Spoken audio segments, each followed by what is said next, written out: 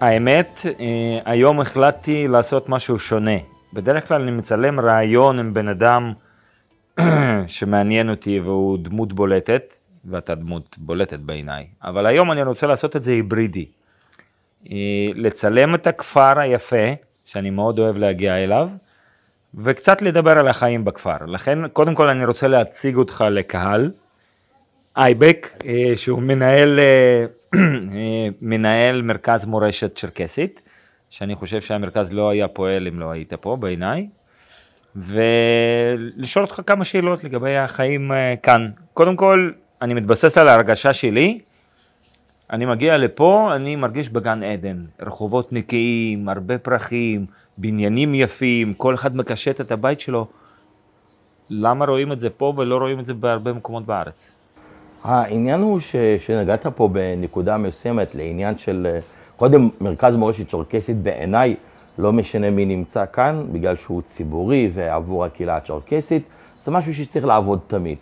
לעבוד לפני אייבק, עם אייבק וגם אחרי אייבק, כי אנחנו חלק מעם, והעם הזה הוא נצחי. עכשיו, העם הזה גם יודע להביא לידי ביטוי את הנקודות שהתייחסת, פאבל, כי באמת זה משהו שאנחנו מטמיעים מהשורשים. כשאתה מדבר על ערכים, אז אפרופו ניקיון, בחברה הצ'רקסית באים, ומחנכים כבר מגיל צעיר, מגיל 0, שניקיון הוא אבן יסוד. זאת אומרת, זה משהו שלא מדלגים עליו. כי הרי כשאתה נכנס לבית, אתה רוצה להכין אוכל, אתה שוטף כלים, שוטף ידיים, שוטף מזון.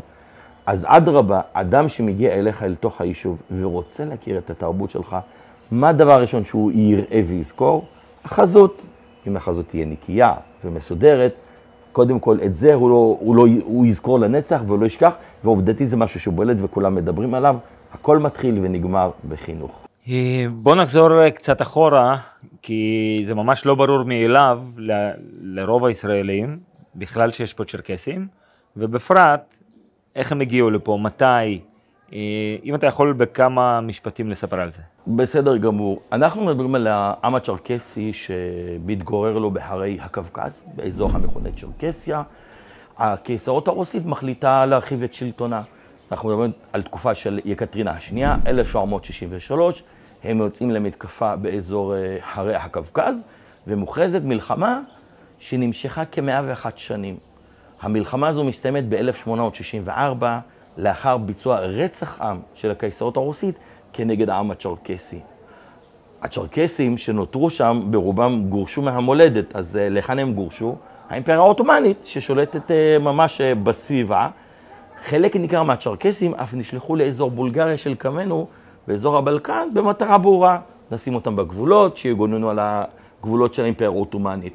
אבל זה לא הסתיים שם, כי ב-1878 האימפריה הרוסית מכניעה את האימפריה העות'מאנית.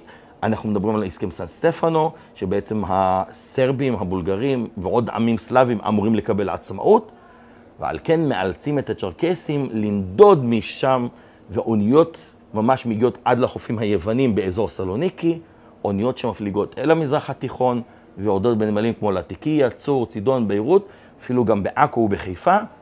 חלק שירדו מהאוניות בעכו, ב-1878, הקימו 3 כפרים, את כפר קמא, את רחניה בגבול הצפוני אחרי העיר צפת. הייתה עוד התיישבות בשם מז באזור חדרה של ימינו, רק שהכפר הזה פשוט ננטש בעקבות מחלת הקדחת, על כן רוב הקהל פחות מכיר אותו, וזו הסיבה שיש לנו כיום צ'רקסי במזרח התיכון, כמהגרים מלפני יותר מ-140 שנים. אני דווקא שמעתי הרבה סיפורים, ותתקן אותי אם זה לא נכון, שבזמנו, אפילו לפני 100 שנים, אולי 80 שנים, את הילדים הצ'רקסים היו מועברים למשפחות אחרות כדי לקבל סוג של חינוך מלחמה או חינוך גופני, והם היו נמצאים שם כמה שנים עד שהיו מתבגרים ואז היו חוזרים. אז קודם כל, אם זה נכון, ודבר שני, מה יש ב-DNA הצ'רקסי שהוא תמיד קשור ליכולת לחימה מגילאים כאלה? אחד הדברים שאתה אמרת הם נכונים. בעצם התרבות הצ'רקסית חייבה בעבר מגיל 7 עד גיל 14 לשלוח את הילדים למשפחות אומנה, כדי לעבוד איתם בצורה קצת יותר פיזית, מסיבית, וגם להתעדן פחות, כי כשאנחנו פוגשים את הילדים שלנו, לפעמים הם מצליחים לשחק לנו על המצפון, קצת בכי, קצת עצב, נוגע בחלק הרגשי. זה משהו שניסינו להקשיח כדי שאותם ילדים יגדלו להיות חזקים וידעו גם לעשות את ההבדלה, שהרגש לא ישפיע על קבלת החלטות ברגע האמת. כי אתה לא יודע לאיזה מצב אתה תיקלע, שאם הרגש כן ישפיע עליך, לדוגמה, אדם שנמצא בשדה הקרב ונלחם על המולדת, ובמקביל יש לו בן חדש שנולד, לדוגמה. אז אם הוא יתחיל לגלות אמפתיה וגעגועים לבית והראש שלו יהיה עסוק, מתי אני חוזר לפגוש את התינוק החדש שנולד, זה עלול להוציא אותו מהריכוז של הלחימה, שהוא כרגע מחייב מאוד מאוד קשה. אך עד לפני כ100 שנים ההליך הזה הופסק. יש כאלה שאומרים חבל שלא נמשך, היינו שולחים את הילדים 7 שנים וחוסכים לנו... כאבי ראש. כן, כאבי ראש. לעניין ה-DNA, העם הצ'רקסי גדל באורך השנים באזור הקווקז. התנאים משפיעים, חינוך הילדים בעריסת התינוקות ולהניק אותם ממש במשך תקופה ארוכה. תינוקות צ'רקסים בעבר ינקו כמעט עד גיל 2, לא כמו היום שנותנים להם בקבוקים כבר אחרי חודש ולא תמיד מקבלים חומרים טבעיים. הצ'רקסים גם חיו ממאכלים מתוך הטבע, ממש לקחו את כל הוויטמינים ישירות מהטבע, וכיום אנחנו רואים שזה פחות קורה. כל המכלול הזה ביחד מרכיב את הכוח הפיזי שיש לצ'רקסים, שדרך אגב גם עמי קווקז אחרים מכילים את זה, ואנחנו רואים שזה בא לידי ביטוי בלא מעט מקרים, אם זה בתחרויות עולמיות, בהיאבקות ועוד תחומים כאלה, והנה עובדתית גם יש לנו לוחם UFC מהכפר הקטן הזה. בואו נדבר קצת על השפה, כי בעיניי, כבן אדם שלא מדבר את השפה, זה נשמע לי מאוד מסובך, למרות שיש לי נטייה לשפות, וכשאני שומע את זה, כאילו באמת מישהו מדבר לא מהעולם הזה.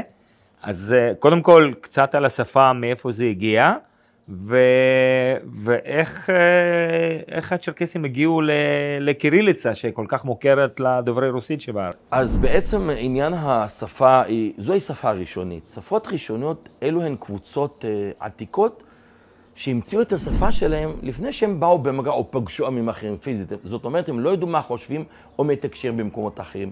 ובתרחיש כזה, הדרך הבסיסית, כמו אונומטופיה שהיא תצליל, או פנטומימה שזה שפת סימנים בין אנשים, אז בעצם הצ'רקסים לקחו יצורים בסיסיים שהם משתמשים ביום יום והתחילו לפרש אותם. לכן כשאנחנו בוחנים את השפה הצ'רקסית, אנחנו מוצאים את ההיגיון שלה די בקלות. לדוגמה, בצ'רקסית מים זה פס, כמו מים שזורמים, פס, ים זה ח כמו גלים, ודבורה פשוט בז' כמו בז' שקורה.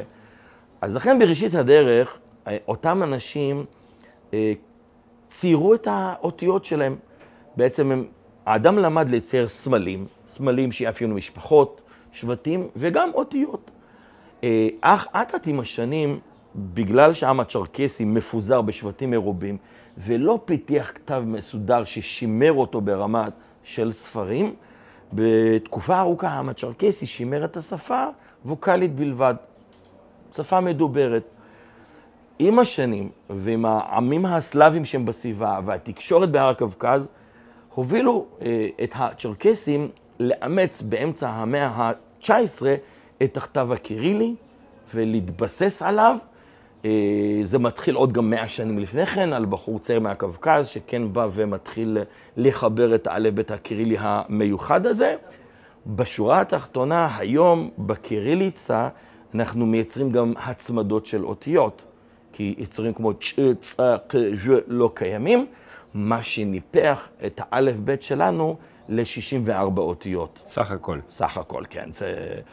בקיריליצה הרוסית מתווכחים האם זה 32 או 33, אנחנו החלטנו 64. כפול. גם אצלנו יש חילוקי דעות שבניבים מסוימים זה יכול להגיע ל-67, אך תושבי כפר כמא בניב השפסוגי עובדים עם 64 אותיות.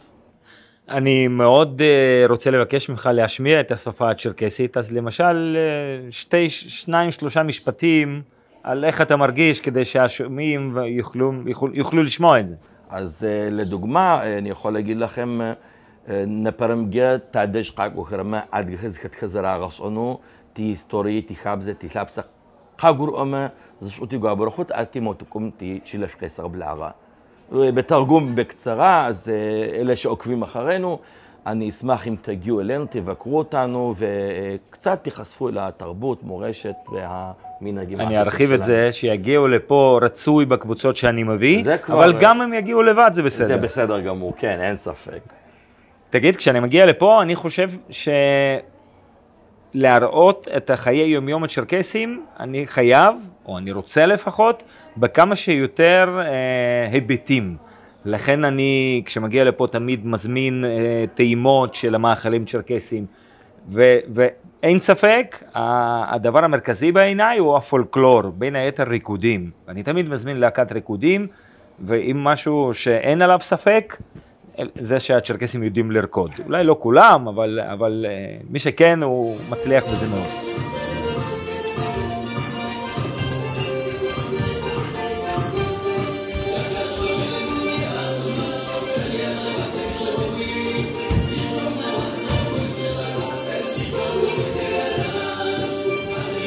עד כמה מופנם הדבר הזה שהריקוד בתוך המשפחה מגיל קטן זה דבר חשוב, ואיך הם מצליחים?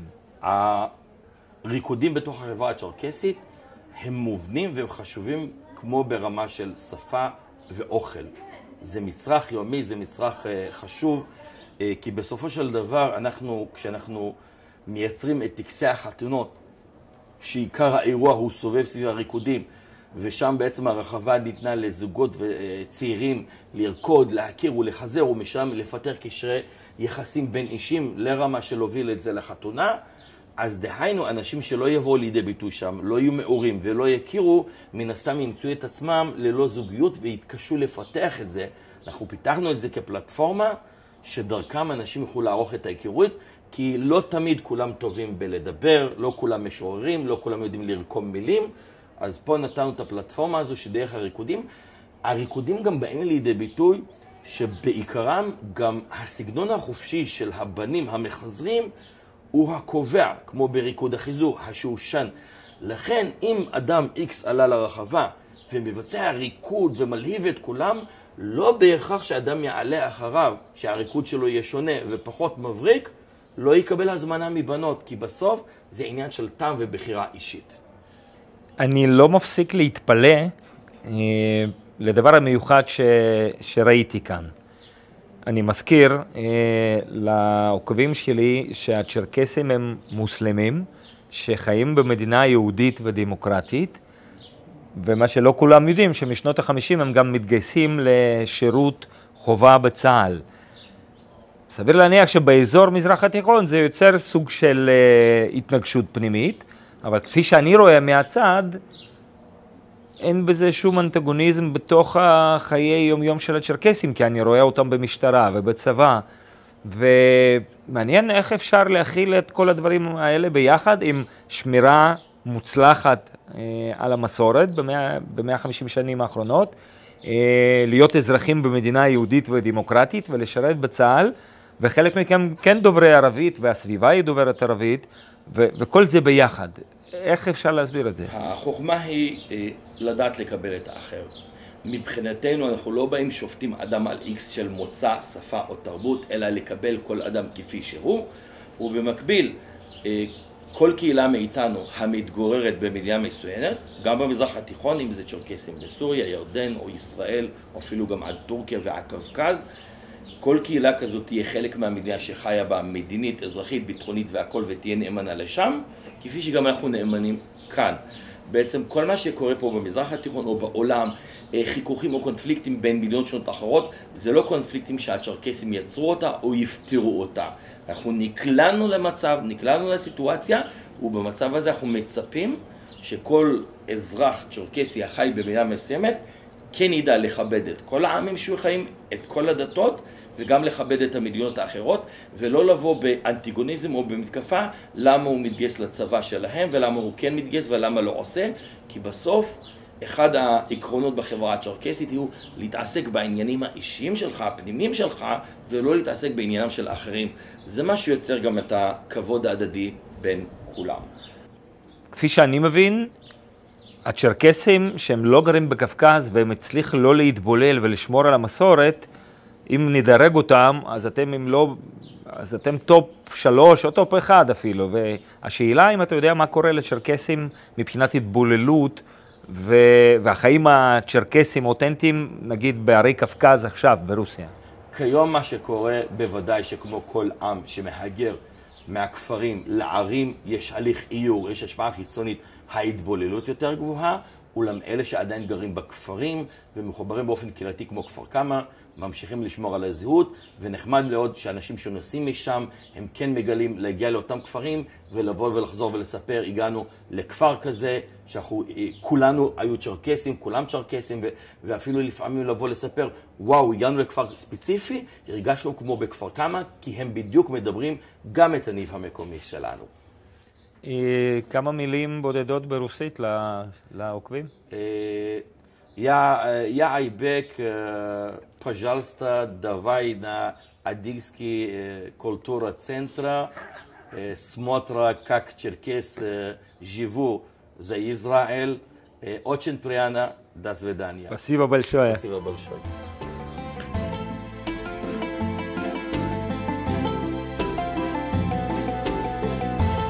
В самом центре деревни мы видим самую главную и единственную мечеть. Здесь проживает всего лишь 3 с небольшим тысячи черкесов. И не будем забывать, что черкесы мусульмане по вероисповеданию. Исповедуют они ислам суннитского толка. Кроме того, что эта мечеть используется как место молитвы, здесь проходит огромное количество мероприятий, деревни, семейные празднества и так далее. То есть это еще и общинный дом. И совершенно не очевидно, но, на мой взгляд, очень необычно, то, что черкесы, которые в обязательном порядке призываются в армию, они сами выбрали призываться в армию на обязательных условиях, и человек в форме израильской армии может прийти в выходные домой и пойти на молитву в мечеть. Очень интересный стиль, а точнее 2 стиля, в котором строилась эта мечеть. Один стиль мамлюкский, это то, где перекликаются 2 цвета камней, черный и белый, в данном случае иногда розовый и белый. И это стиль мамлюкский 14, 15, 16 веков. А второй стиль – это 8-гранные минареты, это османский стиль. Кто мог построить одну мечеть сразу в 2 стилях одновременно?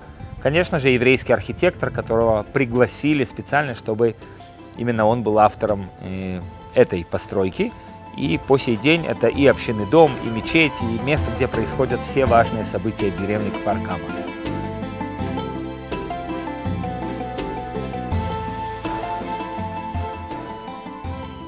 אני החלטתי שכדאי לדבר עם הגילאים השונים, ואתה בעיניי דוגמה לתושב צ'רקסי צעיר, שבינינו אני יודע שאתה גם רקדן מעולה.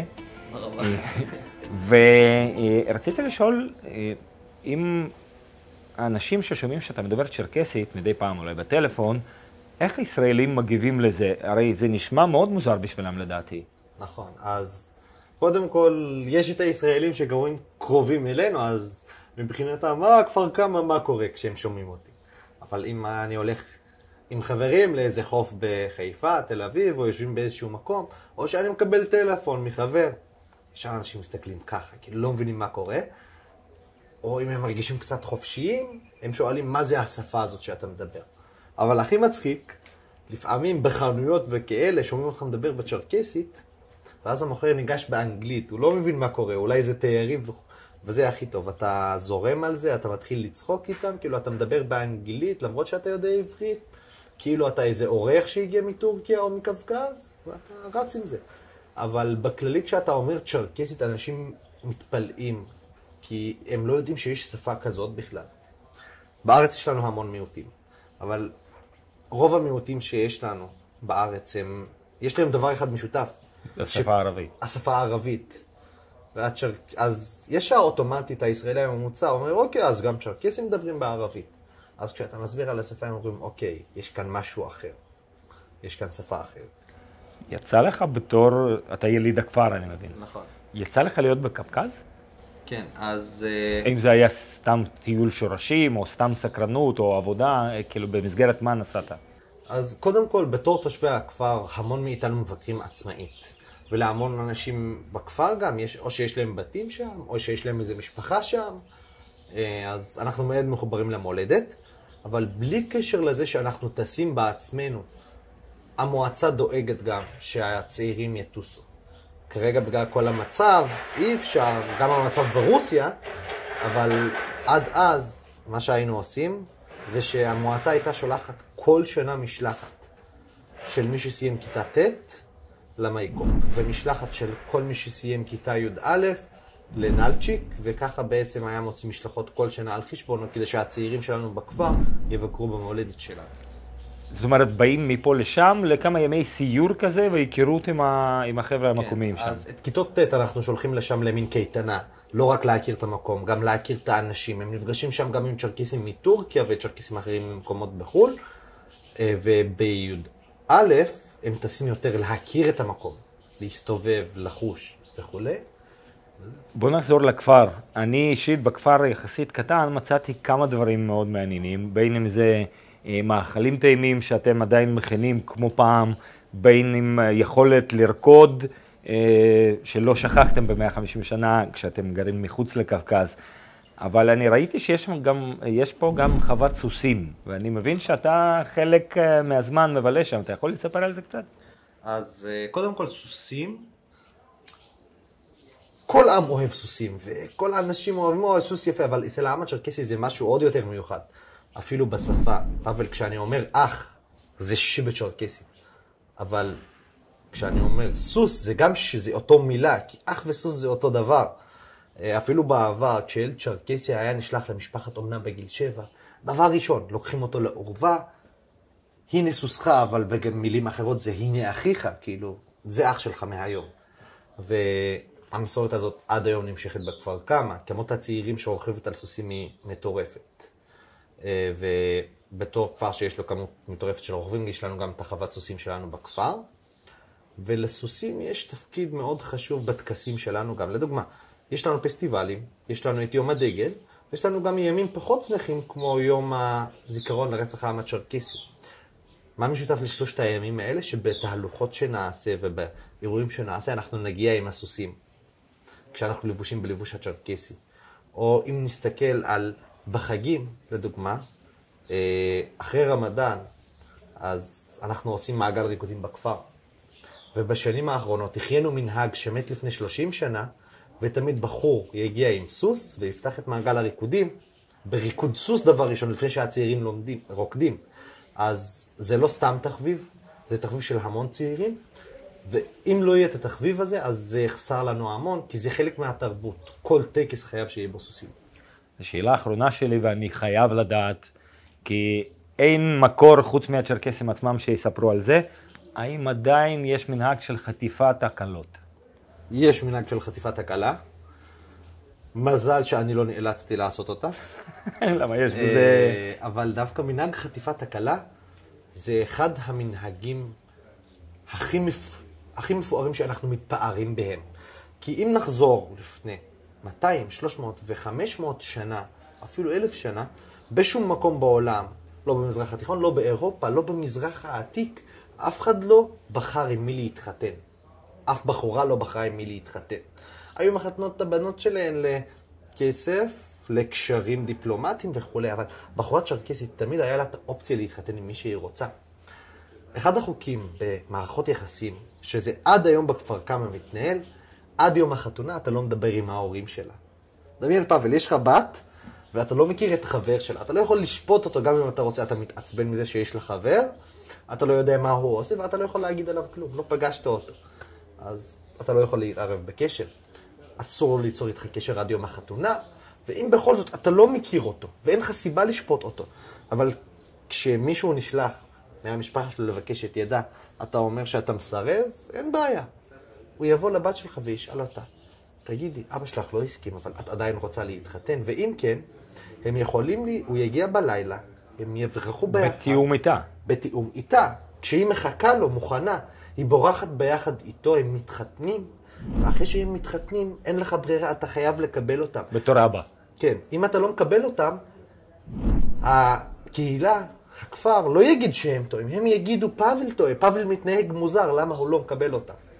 אלא אם כן יש סיבה לא לקבל אותו, אם יש לך חריגה. סיבה מוצדקת והוא כן. איזה בן אדם מפוקפק ממש ממש, אז זה זכותך, אבל זאת אומרת, ביום לא. אנחנו מדברים על חטיפה מרצון כביכול. לא, עכשיו, בצ'רקסית זה נקרא יד שקקין. עכשיו, אם זה היה תרגומים בין שפות דומות, זה נורא קל לדוגמה.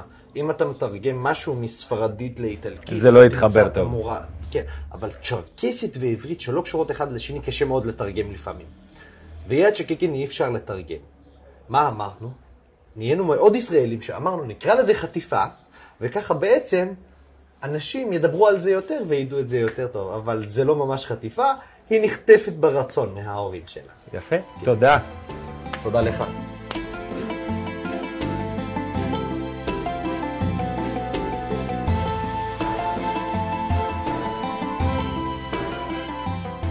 Еще несколько лет назад можно было увидеть названия улиц в честь каких-то людей, черкесов, кавказцев. Сегодня практически этого нет. Но при этом в названиях улиц есть очень странные вещи. Например, в этой деревне есть улица игры в железный мяч. Что это за игра? Ведь в нее не играют черкесы сегодня. Все названия призваны пробудить любопытство детей. И дети спросят родителей: папа, мама, что это за игра в железный мяч? Мы же не играем в эту игру. И родители ответят: да, мы не играем, но наш прапрадедушка на Кавказе действительно играл в такую игру. И таким образом, через детское любопытство и ответы родителей, ребенок будет узнавать о традициях, которым 100, 150 и 200 лет.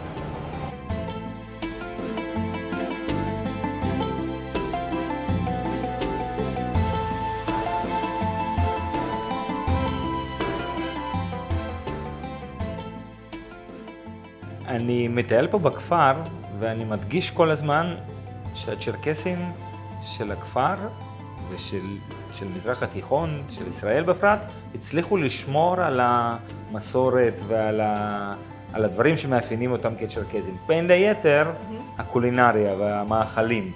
ואמרתי, לא יכול להיות שאנחנו מצלמים בכפר ולא באים אלייך, כי אני אישית כל פעם שאני מביא קבוצות, אני קונה פה גבינות.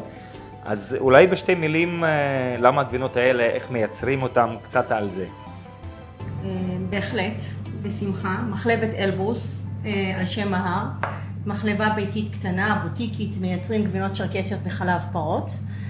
מה שמאפיין אותנו כמחלבה זה שאנחנו מייצרים כמו בשיטה המסורתית, במתכון שעובר מדור לדור, מסבתא שלי לאמא שלי, אלינו, בלי חומרים משמרים, בלי תוספי מזון. בעצם אנחנו קונים חלב גולמי ישירות מרפת, חלב פרות. את הגבינה הצ'רקסית אפשר לייצר מכל סוג חלב, אבל פה בכפר אוהבים ומכירים מחלב פרות, לכן אנחנו מייצרים רק מחלב פרות. ברגע שאנחנו מקבלים את החלב מהרפת, אנחנו מפסטרים לטמפרטורה של 90 מעלות. ברגע שהחלב כבר הגיע לטמפרטורה רצויה, מוסיפים מי גבינה. בכל תהליך ייצור של גבינה מתקבל נוזל צהוב ירוק, שזה המי גבינה. את המי גבינה אנחנו שומרים, מחמיצים בטמפרטורה של חדר, ואחרי שחלב כבר הגיע לטמפרטורה רצויה ומוסיפים לו את המי גבינה, ממש מתחילים לראות גושים, שהחלב מתחיל להתגבש ולהפוך לגבן. מוציאים את הגבינה מהסיר למסננות. סבתא הייתה משתמשת בסלסלות האלה, אבל אי אפשר להשתמש לפי משרד הבריאות במשהו שהוא לא פלסטיק או נרוסטה, אז החלפנו את המסננות קש האלה במסננות פלסטיק כדי לשמור על הצורה האותנטית. מוציאים לתוך המסננת את הגבינה, הופכים מצד לצד, מקררים, מוסיפים מלח, וזהו, הגבינה הצ'רקסית מוכנה לאכילה. לנו פה במחלבה יש 3 סוגים. הגבינה הצ'רקסית הרגילה שנקראת נלצ'יק, על שם העיירה הצ'רקסית, היא חצי קשה, מניחות מעודנת, היא טובה כחודש במקרר, היא טובה לאכול ככה, אפייה, פסטות, פשטדות, טוסטים, כריכים, היא מאוד שימושית במטבח האוכל הצ'רקסי. הגבינה השנייה הזאת בעצם אותה גבינה אחרי שעברה עישון טבעי במעשנה, עם עשן של אלפי זית, היא נקראת סוצ'י. סוצ'י הייתה עיר הבירה של צ'רקסיה פעם. אז זה עוד שם מותג שנתנו לגבינה. זאת גבינה ממש מאושרת, מרגישים את הטעם של העשן. היא יותר חזקה בטעם, אין לה שימוש בבישול ואפייה, אוכלים אותה ככה. הגבינה השלישית זה בעצם גבינה למריחה בסגנון לבנה, חמוצה קצת, מלוכה קצת, היא נקראת שזרה, והיא מאוד מעודנת, היא לא מאוד חמוצה, היא לא מאוד מלוכה. תגידי, החבר'ה המקומיים, כולם יודעים להכין את זה או שבאים לקנות אצלך? באים לקנות אצלי, כבר אף אחד לא מתעסק עם זה. כשקל למצוא את זה בסופר על המדף או פה אצלנו, אז קונים את זה וזהו. אני גם, אם לא הייתי מנהלת מחלבה, אם לא היה לי את המחלבה, אני בספק אם הייתי מכינה כמו שאמא שלי הכינה בבית. כי אתה יודע, אנשים עסוקים, עובדים, עד שעה מאוחרת טוב שיש להם אותך, וגם לנו שאנחנו באים ונהנים מהגבינות. בכיף, בכיף. תודה על זמנך. תודה לכם.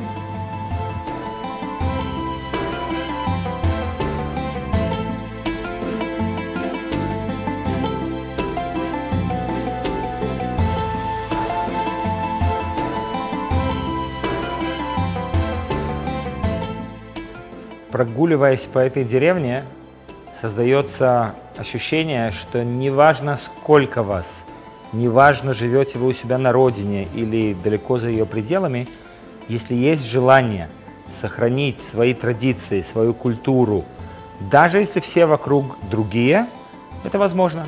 Черкесам удалось за 150 лет сохранить все компоненты культуры, фольклора, кулинарии. При этом они не живут в гетто, они интегрированы в израильское общество, служат в израильской армии и являются гражданами той страны, в которой они живут. Мне кажется, у них есть чему поучиться.